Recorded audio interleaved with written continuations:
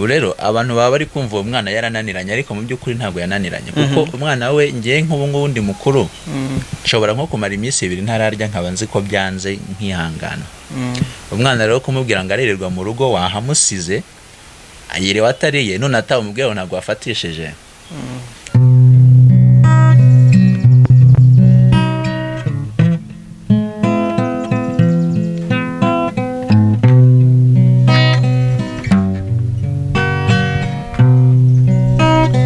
Mukiza wuzuye ubuntu nshuti mucunguzi nama w'Imana wacunguye imitima yacu niwe mucunguzi niwe mucunguzi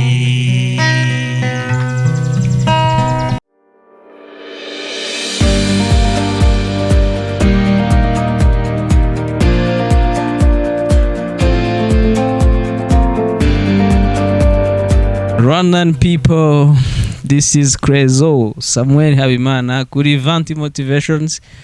Iyo dutangira dushimira ubuzima data mama nuko tuba twakiriye umusore uhimbaza Imana kandi akayishima unagaragaza ko ari we mucunguzi akanabigaragaza kandi acuranga anaririmba. Twakwakiriye wa musore we. Murakoze cyane ko mikaza kuri Vanti Motivations. Ndishimye cyane. Yes. Amakuru mfite ngo witwa Niyo Muhoza. Niyo Muhoza akazina keza cyane banyise ababyeyi bankunda. Nyuma yaho barenzaho Gilbert. Hanyuma se ubundi hoza iki? Amarira intimba n'agahinda byose. Amarira intimba n'agahinda. Gucungura n'ibyaburira bihoze. Hanyuma se hari indirimbo ifitemo muri wowe ijyanye n'ibyo ngibyo nyine byo donc hari icyo wabwira Imana binyuze mu ndirimbo aba ari cyo duheraho mu ndirimbo ngufiya kugira ngo twinjize abantu bakurikiye Vanti Motivations mu kiganiro neza tujye twaganira. Indirimbo ngufiya se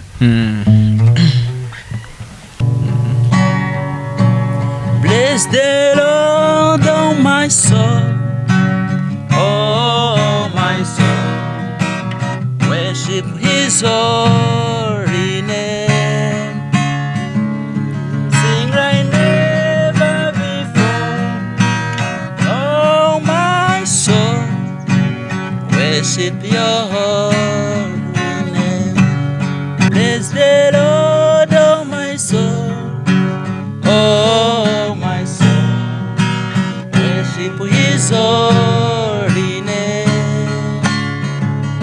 sing like never before. Oh my soul, I worship Your holy name.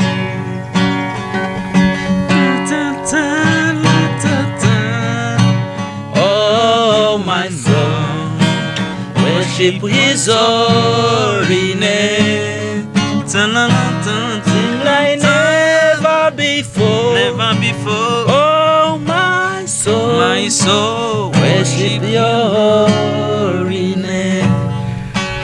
Worship Your holy name. Urakoze cyane Gilbert. akoze nawe. Gitari yawe reka menye gufashije umfashe microphone.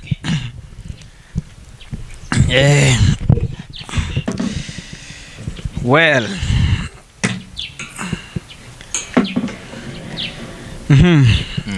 Ni by'agaciro kandi rero gakomeye kugira umutumirwa w'umunsi nk'uyu umuntu w'umujene byorohera kuvuga Imana byorohera kuririmbira cyangwa se kuririmba Imana. Wewe ntabwo bikuvuna ko abantu bavuga gukora neza biravuna. Oya ariko kuririmbira Imana siko gukora neza gusa wenda nashaka kuririmbira Imana ndakora neza gusa ubasanga gukora neza ntabwo bivuna ahubwo ikigora no kubona like ikintu kigusupportinga ngo ukore neza aribwo ukenera gukora neza akabura icyo ukoresha wenda nicyo nakita nk'imbogamizi ariko igihe wabishoboye ntabwo biba bivunanye. Hari igihe wigeze utekereza gukora neza ukabura icyo ukoresha gukora ya neza? Gukora ya neza. Byarabaye kenshi. Ku itariki 25 z'ukwa 12 mu mwaka wa 2020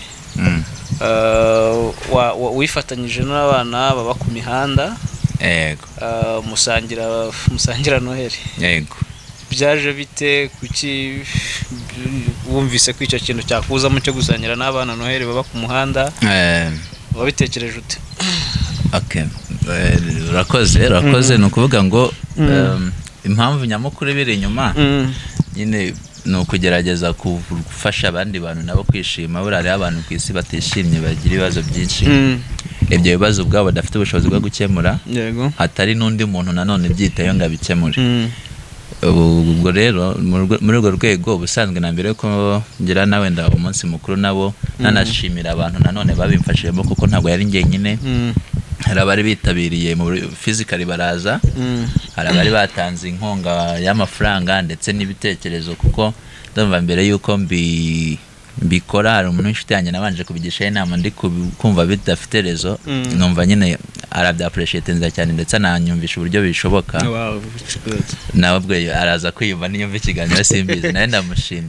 Nuko rero nyine bitekereza nk'ubwo buryo bwo kuvuga nti aba bana nabo ku muhanda nabo batagira umuntu bitaho, bagira bamwe bagira ababyeyi, abandi ntibabagira, ndetse nabo babagira ukabona ko nta byishimo nyine babasha kubahereza.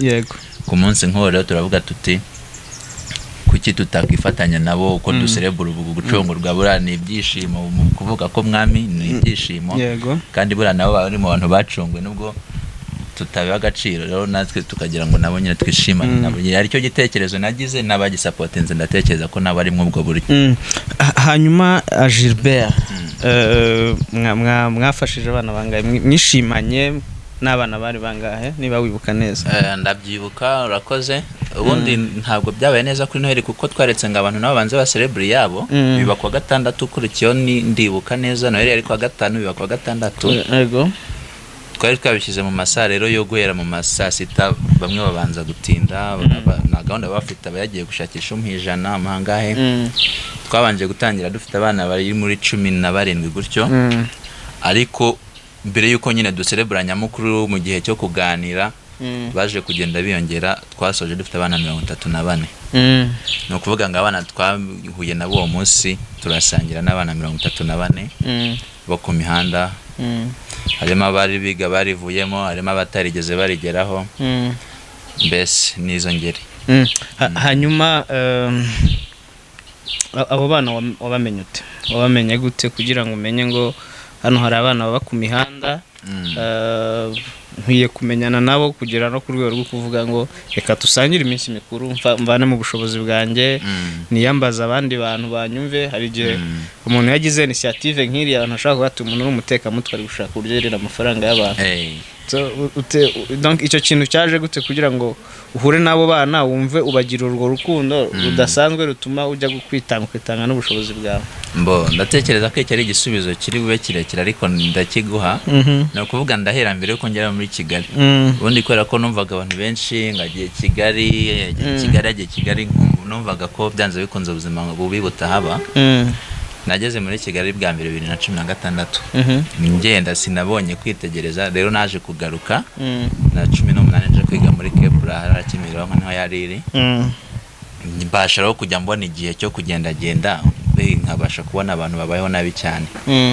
Nuko rero uko ngenda mbona abantu babayeho nabi, buriya wenda nuko atari ngombwa cyane ko ngaruka kuri history yanjye nanjye nkaba nanjye nagize ibihe rero byo kubaho nabi. Wenda nahani nabonaga ko bigiye kuba nabi kurushaho, nkavuga ngo wenda Imana ikatuma bitagenda uko nguko abikekaga. Numva rero nifuje kuba nagira umumaro, mbega ngo mfashe abandi bantu nabo babayeho nabi cyane, ko nanjye nagiye ngira abantu benshi bamfashije mu buzima kuva nzi ubwenge kugera n'ubu ngubu ngenda ngira abantu bamfasha. Ubwo rero hari umfasha ku rugero ntabasha kuvuga ngo kamwishyura ibyo yamfashije. Rero kugira ngo nanjye basingira umumaro, nanjye ngatekereza gufasha bariya bari hasi. Ukuntu rero byatangiye, ndumva byajemo bwa mbere mpuye n'umwana nari ngiye ku ishuri nyine mvuye muri hostel ngiye Kepura.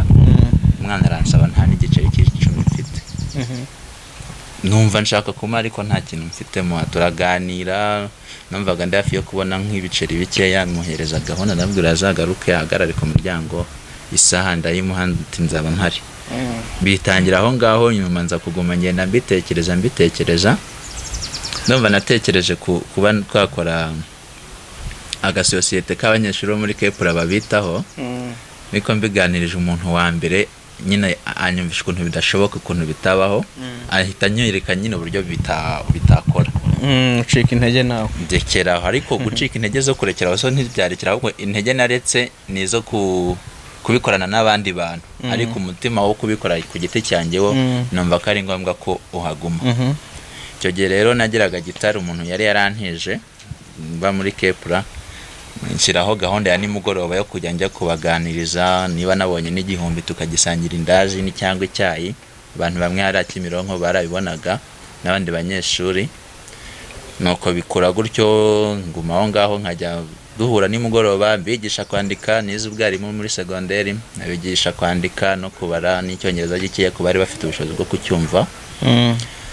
Nuko abana rero tuba inshuti, bakajya bagenda babwira bagenzi babo ko babonye umwarimu ujya ubigisha, batangira kugenda bagwira gutyo, bansaba ko baba abanyeshuri banjye, mbese bakumva ko baza kwiga nimugoroba. Nuko byaje covid ijemo rero, biba ngombwa ko nimuka, numva twabaga Kimironko, njya Rebero, niho narindi. Nuko bimara igihe ntanahura nabo, ariko nkajya nkoma mbagarukaho. Naho rero kuza niho nibajije tibo umuntu yabakorera iki. Nibwo nakubwira ko naganiriye n'inshuti yanjye, narabitekereje, ariko nkajya numva ntari kubyizera ko byaba ibintu bizima. Mugisha inama, arambwira ati ahubwo se kuki wari waratinze kubikora, turaganira nyine, ariko wumvaga ati se wabikora gute? Mubwira uko nabitekerezaga, ambwira gukora agapost, sinzi niba warakabonye, ka tradinze kuri social media, WhatsApp n'ayandi. Nawe naragasharinze. Nuko rero aba ari uko mbikora. Kuki bari bambaje rero cyo kwizera, kuvuga ngo abantu bari buze kwizera bavuge singiye kubarira amafaranga, nacyo narakibazaga, nkavuga nti wenda nk'abazi ko turi inshuti, wenda bashobora kumva ntari buyarye, ntari bugire gute, ariko se nk'undi muntu wo hanze. Hari nk'abantu bagiye bayatanga ntazi, umuntu akambwira ati ni inshuti yanjye. Bose rero nabwo nabashimira ko bagize icyo cyizere cy'umuntu batazi, bagashyigikira igitekerezo cyanjye. Sinari kuvuga ngo barabigendere ku iki banyizera.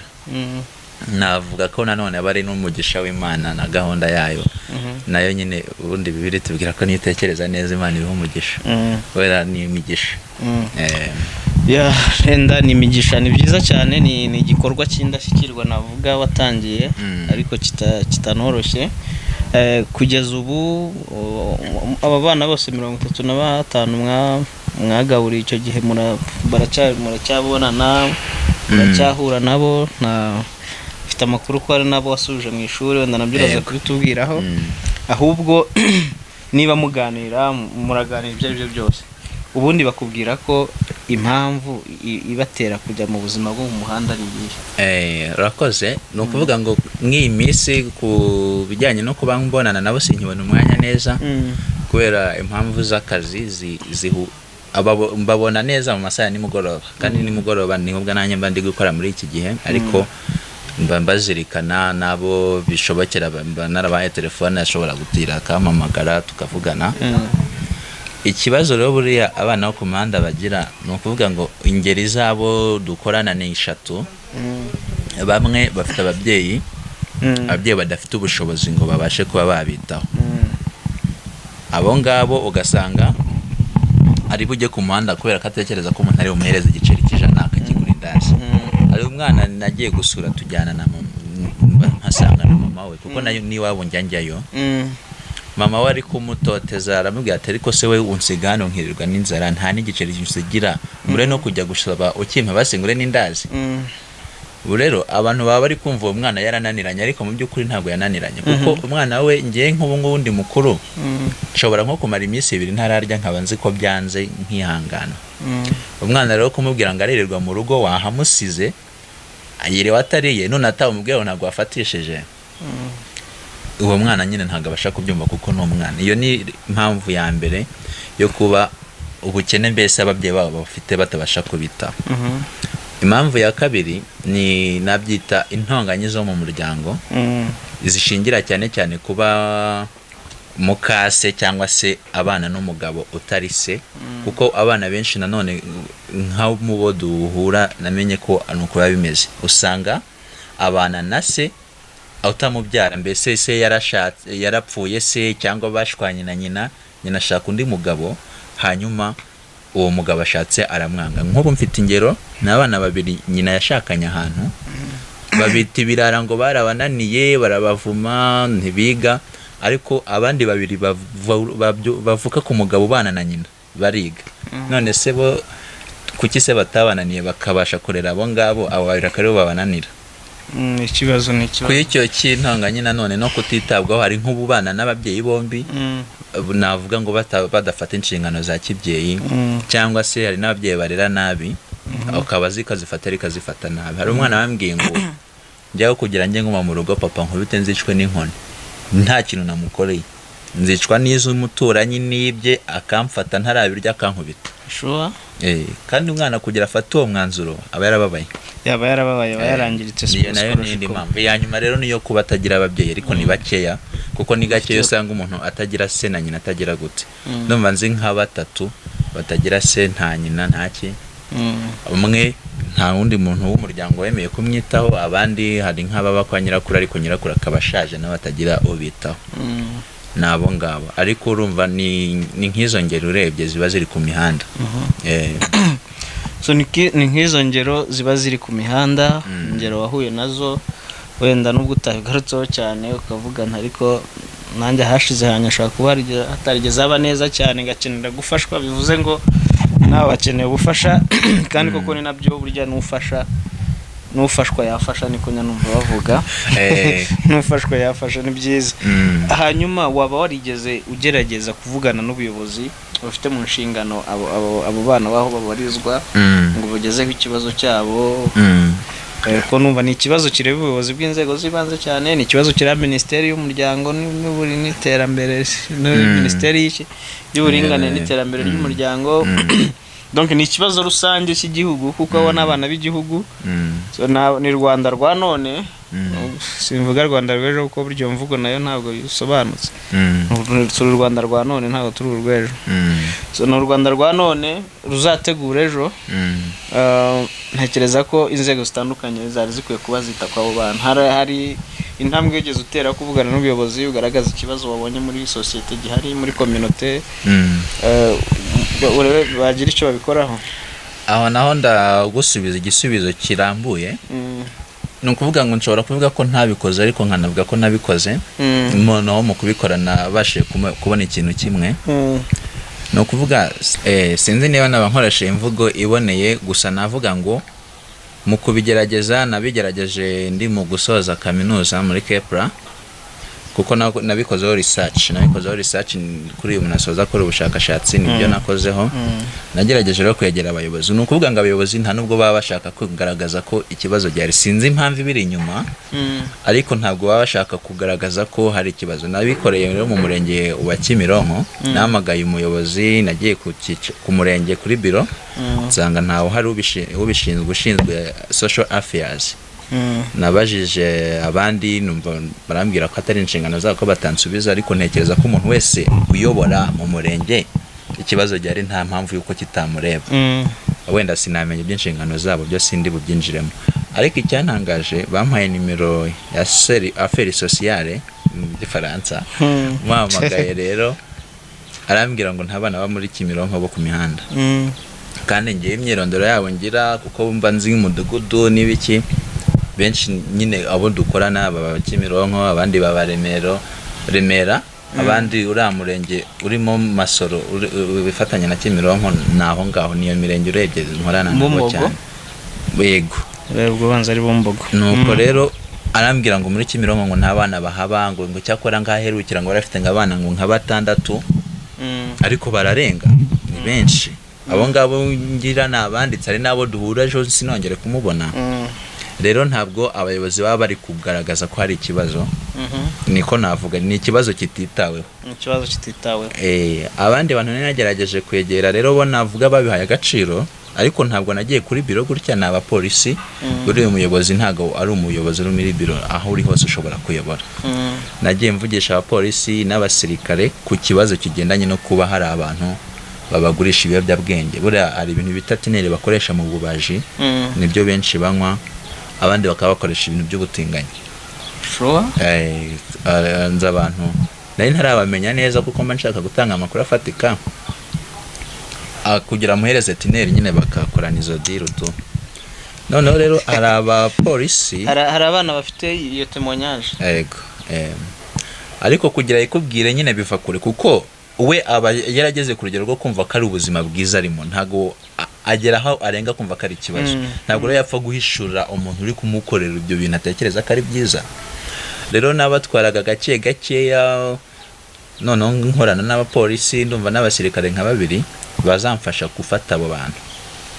Umunsi umwe tukazwahanya gahunda ko bari bunjyaneyo, yaza niba twari twabyumvikanye, yamaze kunywa ya tineri yamukuroze mu mutwe, akaza yabyibagiye ko twabivuganye, niba yaje yashize twabivugana yashize, akaza ayifite yamugiyemo atibuka ibyo twavuganye.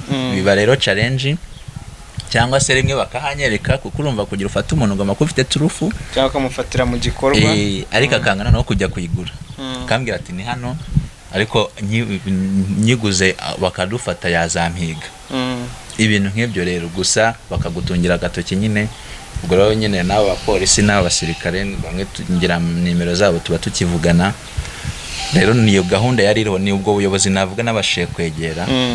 Ntabwo nta ministeri ndegera, ntekereza ko nacyo yaba ari intambwe, wenda nuko umuntu abataramenya n'umurongo, ariko nayo ni intambwe ishobora kuzaterwa.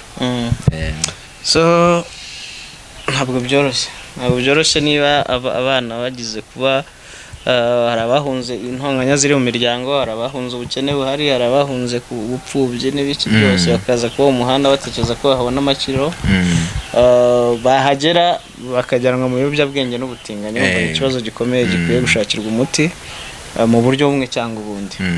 Ibyo wenda tuzongera tubigirire umwanya wabyo, tubigire n'ikiganiro, n'ibinaba ngombwa twabirebeye inyigo iboneye, dushobora no kuzahura na bamwe mu bana nabo tukaganira, bakadusangiza ku rugendo rwabo, ubuzima bwabo, bakaduha ubuhamya bwaho bamaze kuva no bamaze kugera nyuma y'uko muhuye, kuko ntekereza ko hari impact ikomeye iri kuba mu buzima bwabo.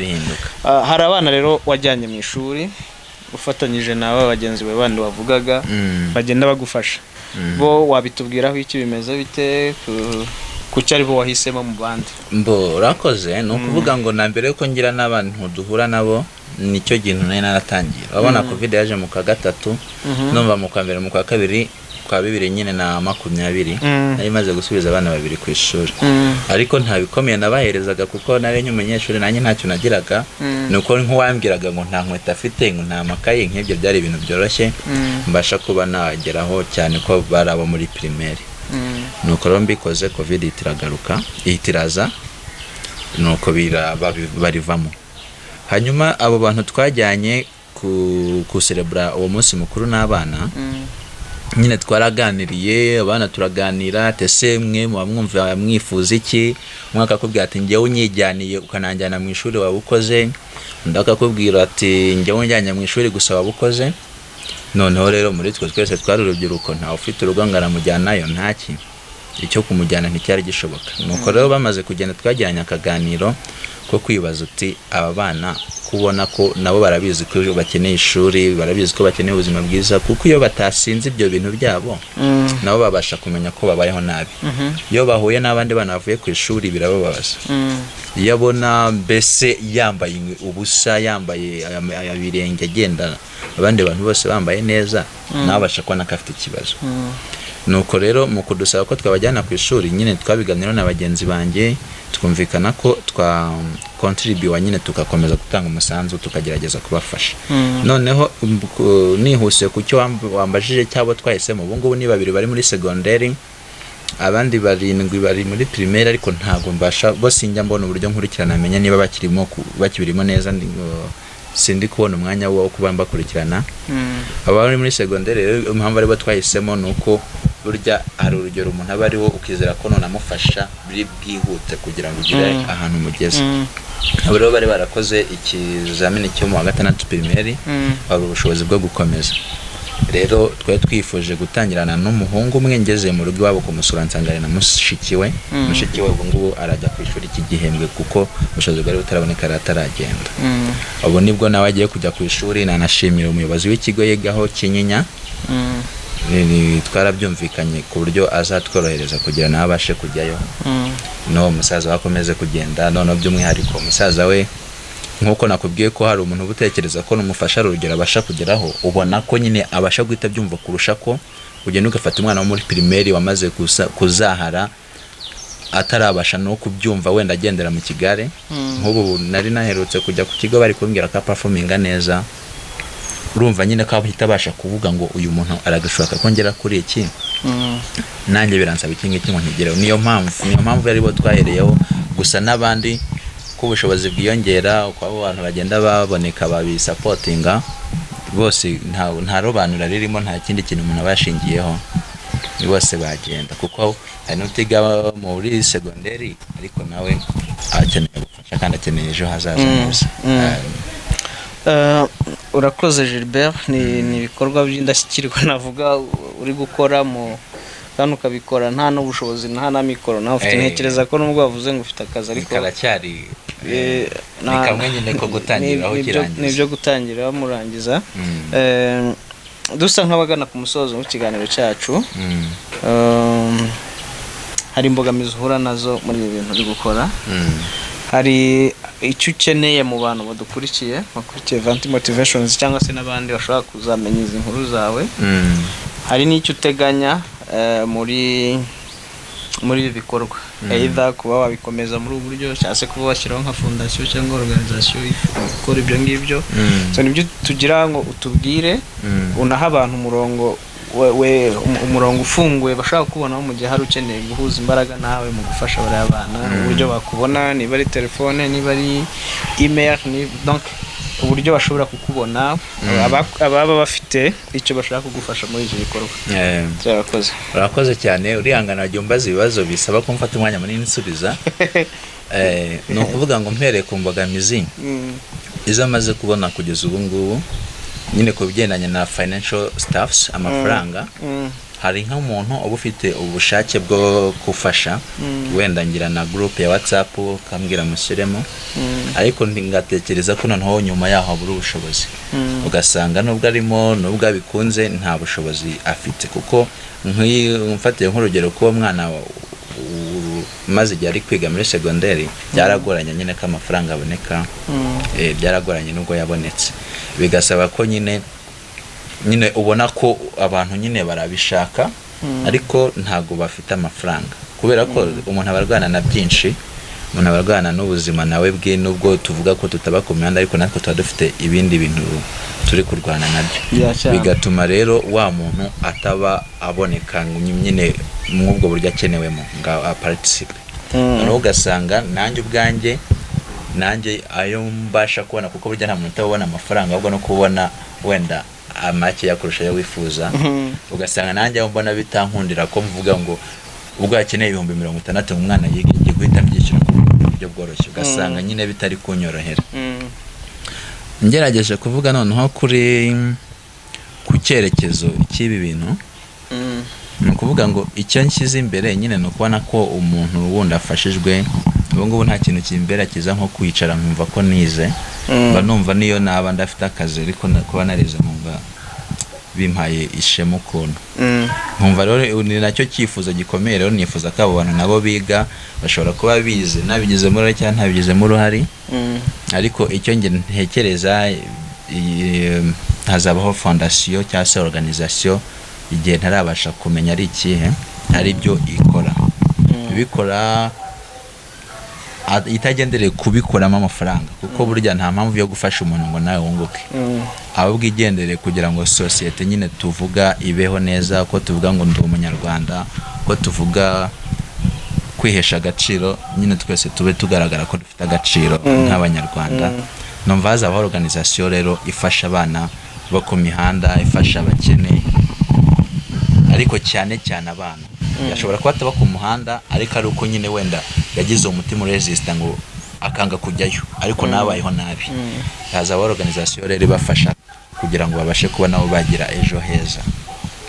Hanyuma ku bijyanye n'uburyo bwo kuba umuntu ashobora kumbona, kumvugisha cyangwa se kuba ashaka guparticipa muri icyo gikorwa, ashobora kumvugisha kuri telefone ni 078 gahabanza ya kode nyine yo mu Rwanda, 078 640 2 cyangwa se hari iyo nkoresha kuri WhatsApp gusa ni 078 766 2215 cyangwa umuntu akaba yamvugisha kuri email ni niyomuhoza@gmail.com @gmail.com. Gilbert Niyomuhoza, reka tugushimire. Ndabashimye cyane. Reka tugushimire ku mwanya wafashe wo kuza kugira ngo dusangire uru rugendo rukomeye uri watangije, urugendo rutoroshye, kuko burya gufasha ni ibintu byiza ariko nanone bigoye cyane. Iyo ugiye gufasha umuntu navuga ngo ugiye guhera kuri zero, ugomba kumuzamura kugera umushyize ku rwego byubuze nawe atangira kwireberera. Ariko turizera ko ya Mana watangiye uririmba ugiye no gusoza uririmbira izaduha imbaraga zo kugira ngo ibintu birusheho kugenda neza. Nanizera ko abakurikira Vanti Motivations bazagira uruhare muri ibi bikorwa bya Gilbert Niyomuhoza, byo kugira ngo dufashe abana b'u Rwanda, tureme urubyiruko ruzira ibiyobyabwenge, dukize abana bari ku mihanda, kuko n'abana bacu n'abana b'igihugu, tubakize ubwo butinganyi bari guhura nabwo, tubakize ibiyobyabwenge n'ibindi. Gilbert, fata gitari.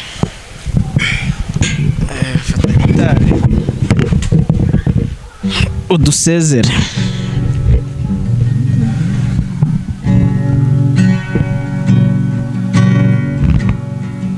Igihe yanyibutse ijoro ry'umuruho,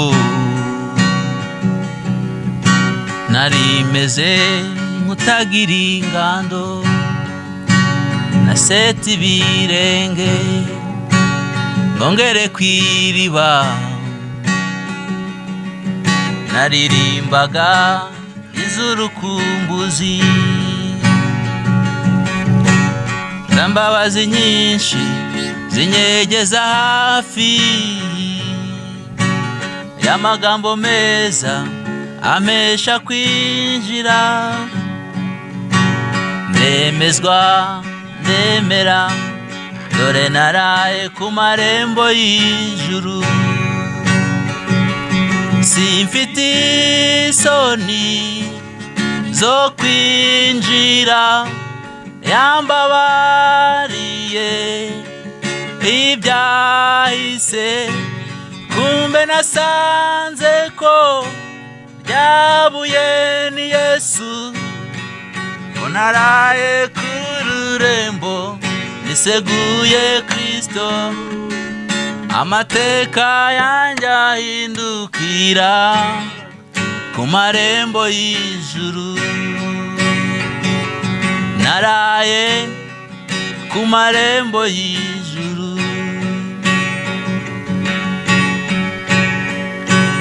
ubwe yarabivuze ati Yakobo ndakwibutse,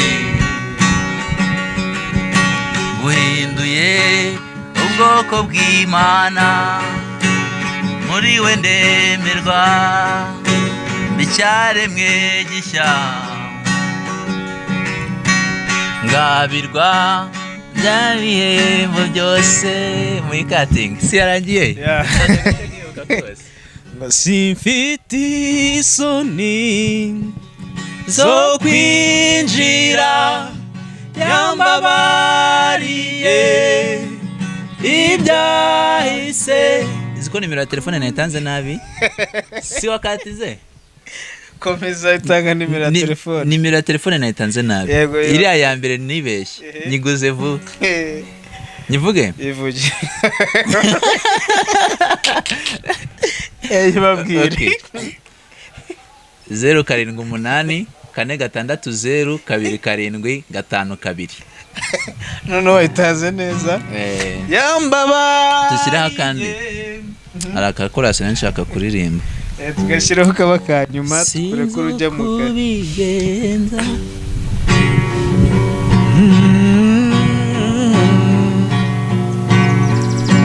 Sinzi ukubigenza, sinzi n'ukubikora, icyo nzi nuko iyo utegetse biratungana, hari ukuntu bikora iyo utegetse bigatungana. Ndakwiringiye Yesu, nizeye ijambo ryawe, kuko iyo uvuze rimwe gusa biratungana. Ndakwiringiye Yesu, nakwiringiye Yesu, nizeye ijambo ryawe, nizeye ijambo ryawe, kuko iyo uvuze rimwe gusa biratungana. subiramo inyuma, biratungana, hejuru gatoya, biratungana. 1 2 3 go, biratungana, 1 2 3 go, biratungana.